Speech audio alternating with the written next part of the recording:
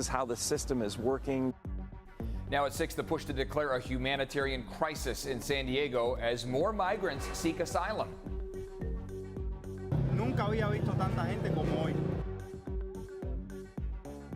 A closer look at how many people are trying to make their way towards the U.S. right now. Plus, get ready for another major freeway closure. What's different this time around? And we want to send you to Disneyland for free. We'll tell you how to win tickets. A foggy start to the morning, but a comfortable afternoon. We're talking about cooler temperatures, cloudier skies, and maybe even some showers by the upcoming weekend. It's 6 a.m. on Tuesday, September 26th, and you're up with CBS 8.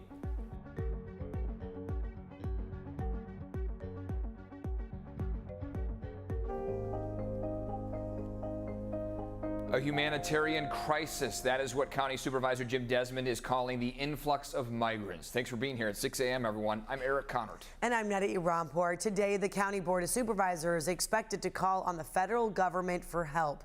CBS 8's Chris Groh live in San Ysidro now to explain what will be happening this morning. Chris. Yeah, we've seen this play out in real time. They're not only asking for help, but also for a change in the way that the government operates.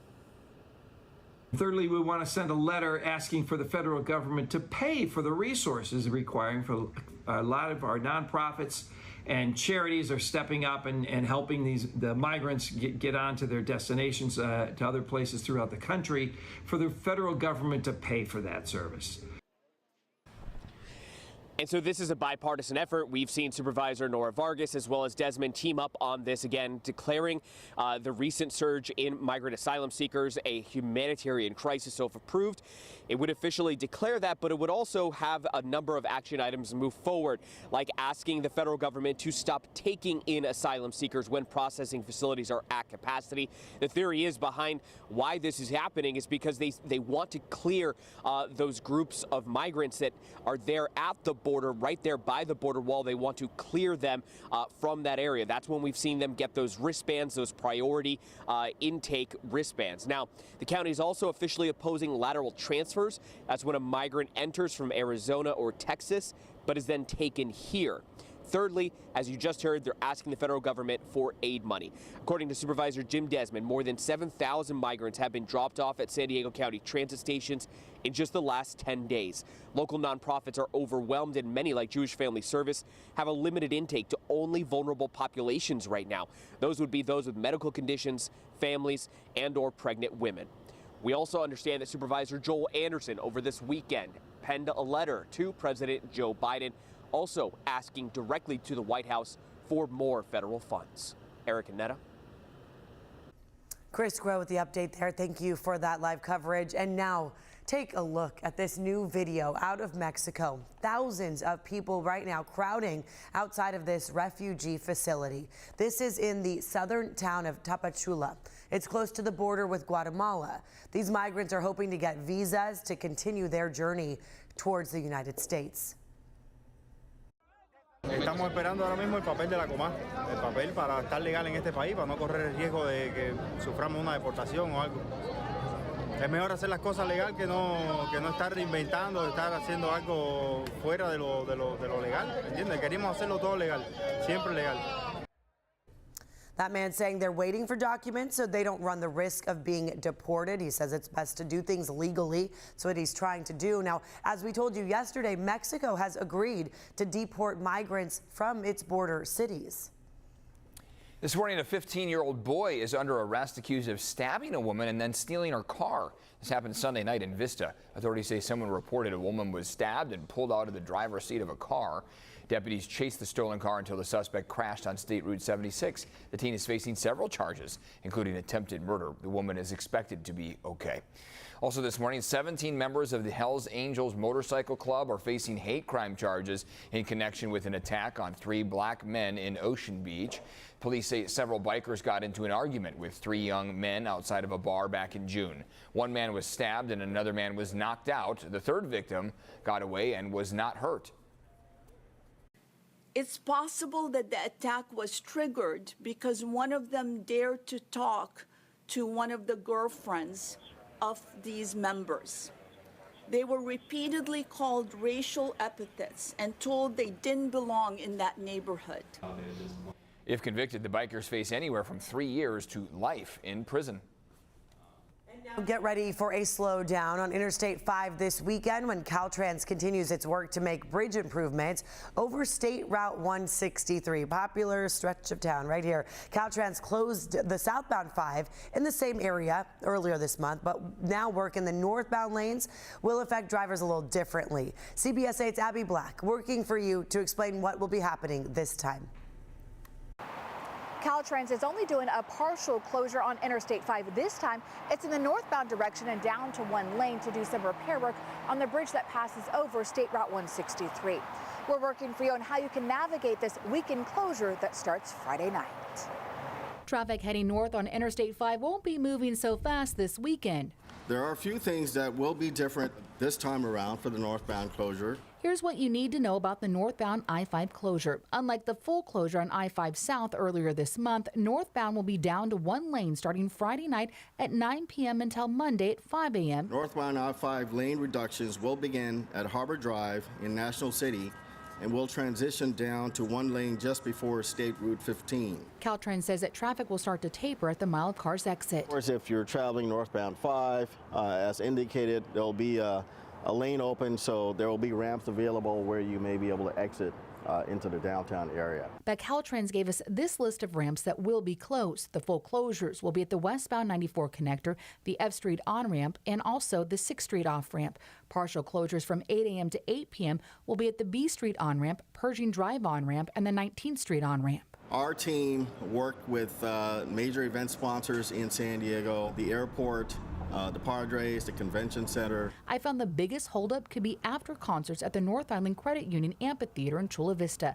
There's the electronic music Odessa concert on Friday and the Latin singer Peso Pluma show on Saturday. I asked Caltrans to show us detours for drivers who don't want to get caught up in the traffic. There will be opportunities for travelers to use State Route 15 as well as 805. Work ended early during the southbound closures, but with rain in the forecast this weekend, it could be a full 56-hour closure. And we're making accommodations to make sure we can still stay on schedule if rain develops. I drove northbound and saw marquees warning drivers about the closure.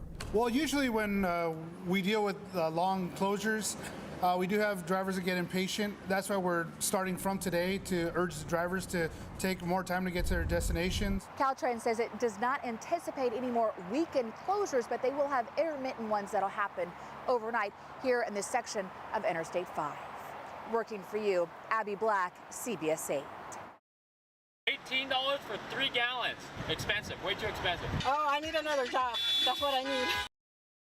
Oh, another job because of gas prices. Trying to afford getting around town. Gas prices still rising this morning. Today's average for a gallon of regular now up to $6.07. That's up about 3 cents from yesterday. Gas Buddy's head of petroleum analysis says the spike is due to refinery issues. Now he says it may continue a couple weeks or even to the end of October. We're working for you to help you find the cheapest gas. You can text the word gas to 858-571-8888. Go ahead and do this now before you head out for the day. We'll send you a link to find some of the stations with the lowest gas prices in San Diego County. Taking a peek outside here on this Tuesday, some fog in some areas here, but what caught my ear was the rain that we may be getting here. That'll be a bit of an adjustment, right? Yeah, something different. It's going to be light for the most part, 1/10 of an inch to 1/4 of an inch, but still for us, that's a good amount, you know? Mountains are going to see the biggest impact. Not a big surprise there. Coastline and inland, though, yeah, about 1/10 of an inch in total.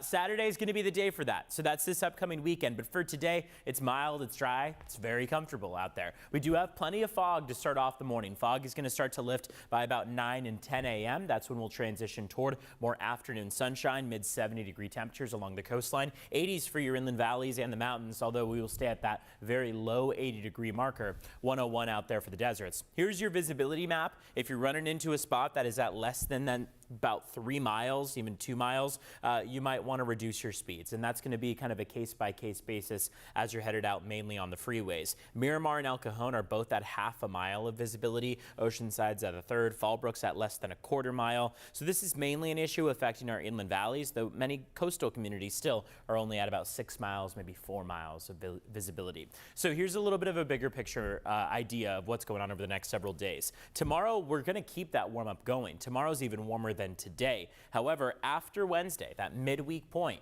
temperatures start to fall daily and by a pretty decent margin. We'll be dropping by about 20 degrees from your inland valleys from Wednesday through Saturday.